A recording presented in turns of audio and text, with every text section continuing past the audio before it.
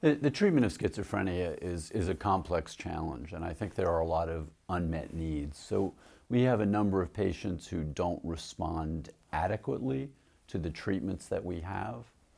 In addition, we have a large proportion of our patients who have difficulty adhering to the medication that we prescribe. So there are a lot of relapses and hospitalizations that occur, which we could avoid. In addition, there are many patients who still have difficulty functioning in terms of psychosocial and vocational abilities and functioning. And so we need to do more in terms of helping people get back to work or back to school or being a homemaker or whatever it is that they choose to do. Many of our patients still need a lot of help in achieving those goals.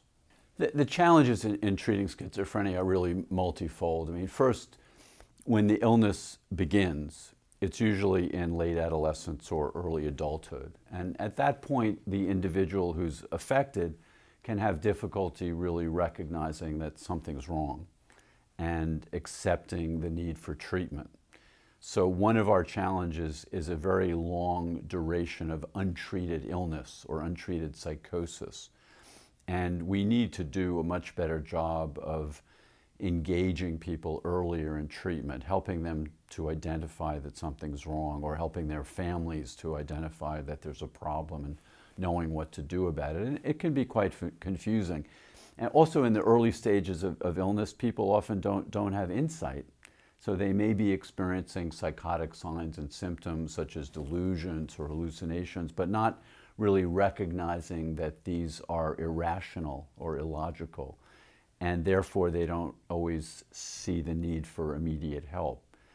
That's a big challenge for us. And then even once we do get someone to accept the need for treatment and engage in treatment, it can be difficult to sustain that engagement, because if they're feeling better, they may drop out of treatment and think that it's no longer necessary. So, those are some of our biggest challenges. And in some cases, the better that someone is doing, the less likely they are to see the need for continued treatment.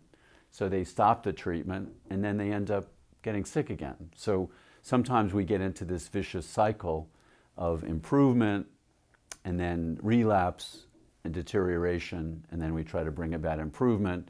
And it's not always easy to get back to where you were before.